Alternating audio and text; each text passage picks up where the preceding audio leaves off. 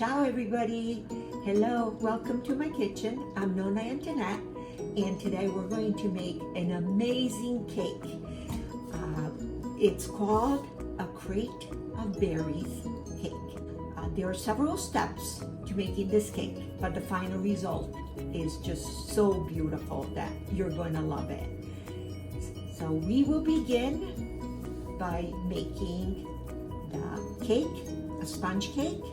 Then we'll make the custard cream and pasta frolla, which is the sweet pastry dough, like a sweet pie crust dough. And we're going to need berries, fresh berries. In the interest of time, I'm only going to show you the important parts of making this cake, because the sponge cake and the custard cream is something that I do all the time, and the recipes can be found in this underneath the video in the descriptions. Let's get started. Now we're going to make pasta frolla.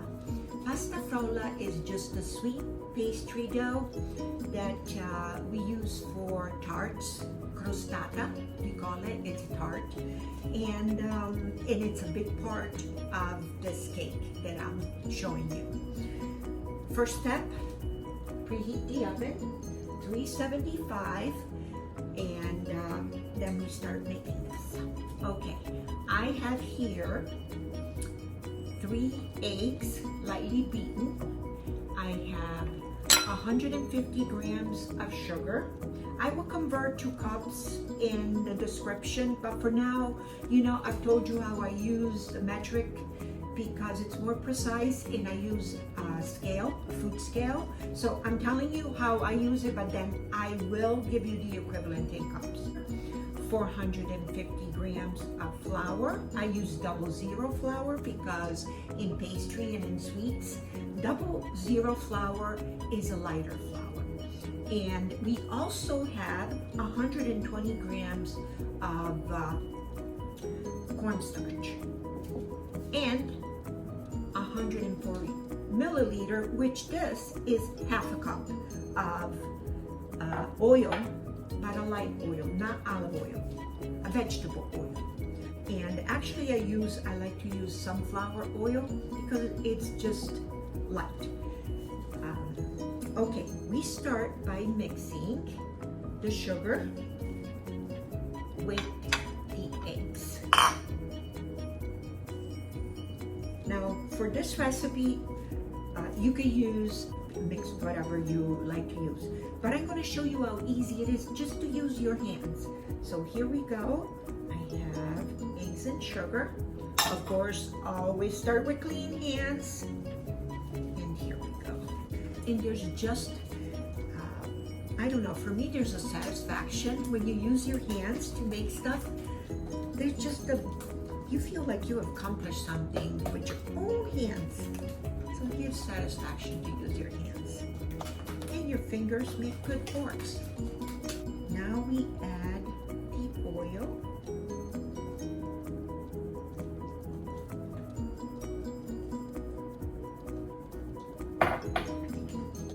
And we start adding our flours. We start with the cornstarch first. Ooh, look at all this smoke I'm making. It's a party, all right? And you know that I'm the Nona that does not like to use aprons. I refuse. No, I'm not 100 years old with the apron and all that. Nope. Doesn't matter. I get my clothes dirty. I have a washing machine. No big deal. Okay, now we add the regular flour. A little bit at a time, so that we don't make a big, huge flying mess here.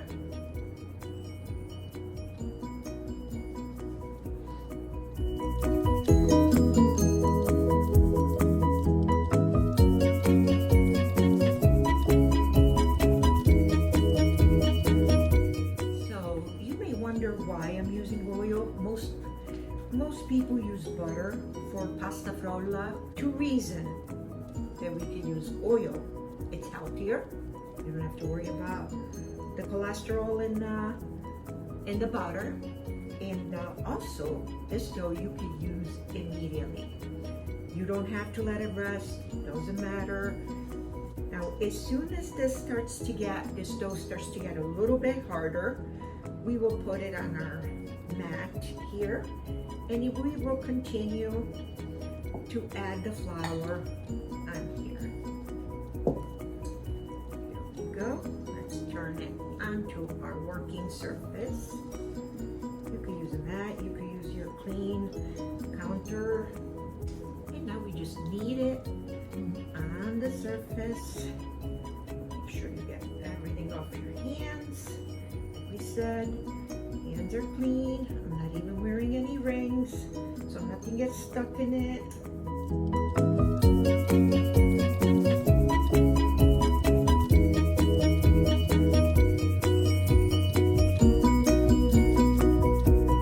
As you can see, the dough came out very nice and smooth. Look at this.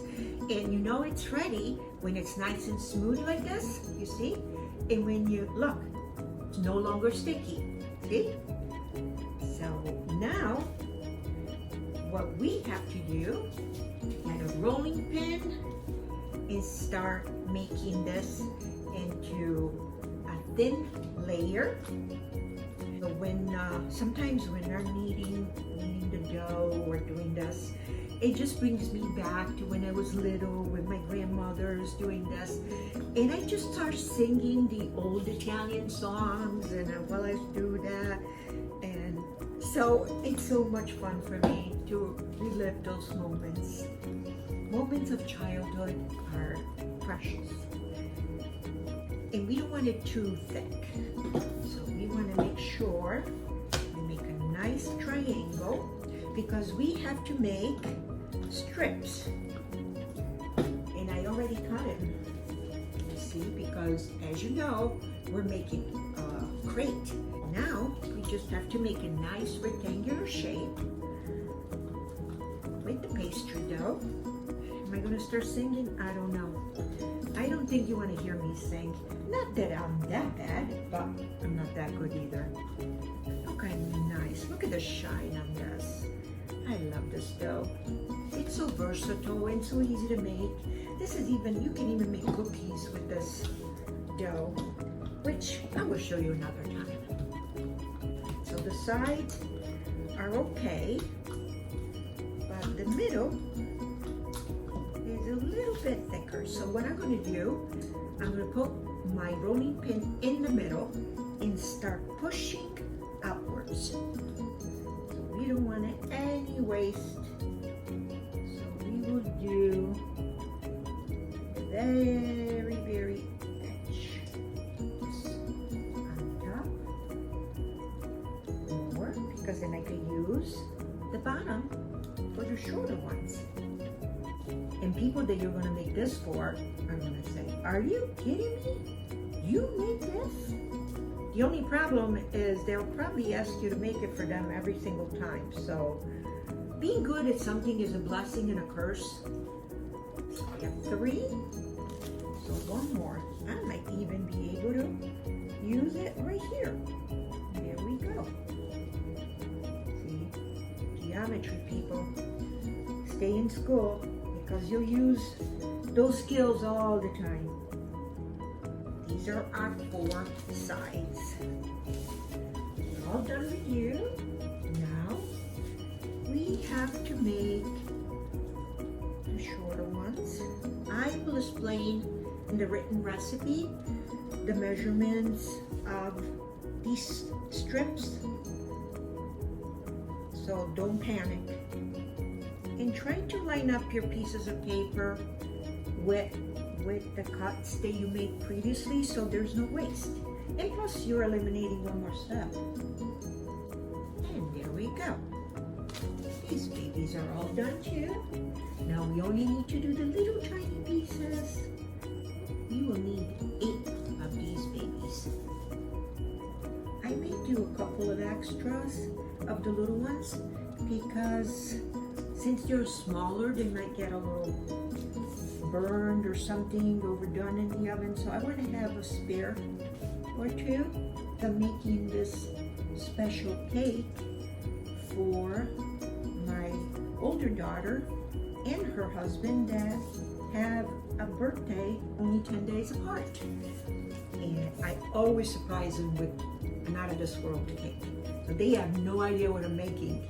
And I can't wait for their face when this comes out. All our pieces are done. Now, let me take the scraps. So these are our pieces, which we will transfer onto a very large cookie sheet covered with parchment paper. It comes on the outside, because they will take longer to cook. Make sure when you put them on the cookie sheet that they are nice and straight. You don't want them to come out twisted or curved. We will bake the baby ones a little bit later because these are much bigger than the other ones and they're going to need a different cooking time. So let's get these babies in the oven and we set the timer for 15 minutes. And here we go. So I told you that we were not going to waste any of the dough. So what I did is, with all the leftover scraps, made them into a ball, then pinched a little bit of each, made these tiny little balls, which we are going to bake with the smaller strips. And you will see why we made these little balls. When we assemble it, you'll know why.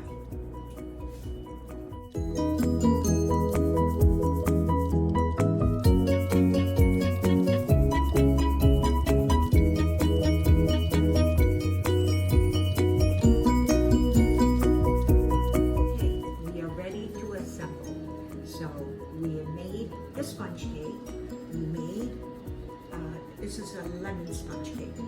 This is Italian custard with a little bit of lemon. After I baked the sponge cake, I trimmed the outside, you know, the little crusts and everything. So now I'm just going to slice it in half. Now you see how my cake is nice and even? One trick to get it even is to, when you put the batter into your pan, push some of the batter in the corners so that you don't get the puff in the middle and then you get a puffy cake. You want an even cake. So try to push it as evenly as possible to the corners. All the recipes, the sponge cake, the custard, and the sweet pastry dough, everything, all the recipes for this cake, to achieve this cake, will be in the description. Very good. Okay, so let's move it back here.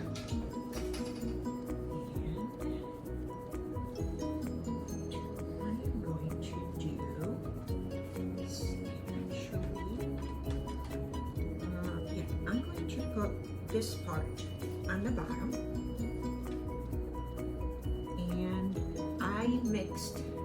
I made a mixture of sugar water, a little bit of, you know, the maraschino cherries, the red juice in it. I just love it. It gives it such a nice color and a little flavor too, because it's going to be a berry cake.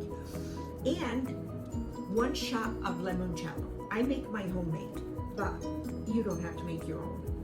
You could just buy it. So what we do is we want to make sure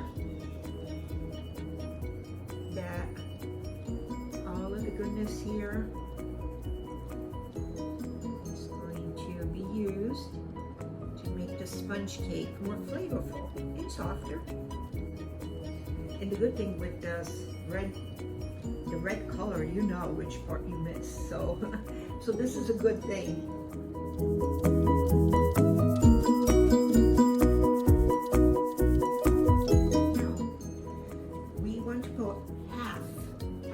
Custard cream, only half, because the other half is going to be made into a chantilly. Chantilly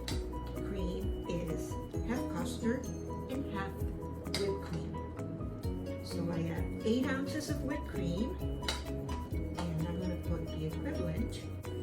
Okay, so now we put a layer of our custard, and you want to make sure that the entire surface is covered. Nobody wants to have a piece of cake with no custard in it, believe me. Now, we're going to put the other layer. We're going to put the brown side down so that we have a nice, soft, spongy top. There we go. And now we used half of our liquid, and I had about like a cup of liquid, more or less.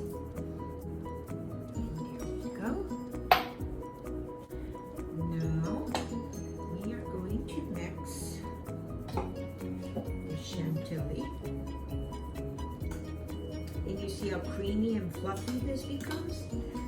So chantilly is better because just whipped cream, it gets a little bit too mushy, too fluffy, but the custard in the chantilly, it will keep it more solid. It's not going to be melting, it's not going to lose its height. Chantilly is all mixed, but we have to assemble our little crate. This is the fun part. So I melted some chocolate in the microwave, and that's going to be our glue for the crate. So what we're going to do, put a little bit of chocolate not at the edge. You want maybe a quarter of an inch in between, because don't forget, we'll have to assemble them in the corner, and we will need a little bit of space. There we go. Now we let it sit so the chocolate dries up, and it's our glue. Don't worry if you spill a little chocolate. This is going to go on the inside. Nobody sees it.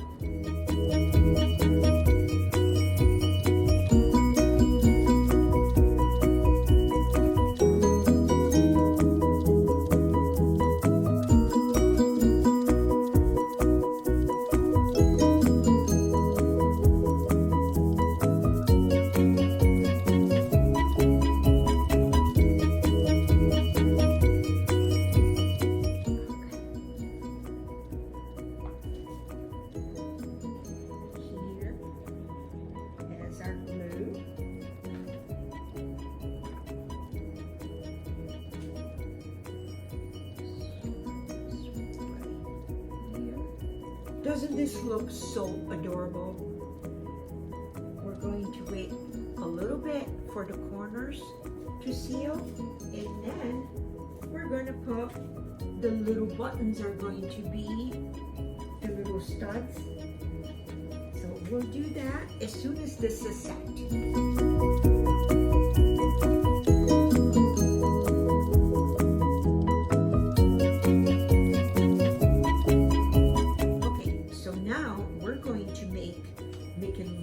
Like wood grain. How we achieve that? We put a little bit of cocoa and just a little bit of water, because we have to make paint. Now I'll start on the side that you can see it better. We made a paste. Now let's see. It's just like painting a fence.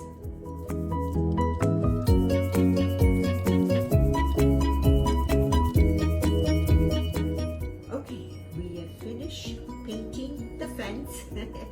So our little crate is finished. Isn't it adorable? It looks like old wood. And now we are ready for the very final step. So remember the chantilly cream we made? So now we're going to place it all on top. And I already washed and dried several types of fruit, berries, and I have some cherries also. But you can use any fruit in season, there's no problem. Just try to, wash it and dry it well. You don't want it watery, with little water, because it's going to leak into your cream here, and it's not going to be a pretty picture. So we are going to use all of this, because who doesn't like berries and cream? And now that we have the chantilly cream inside that looks like fluffy whipped cream, it's time for the berries. I did not take the stem off because you want to look at the green also.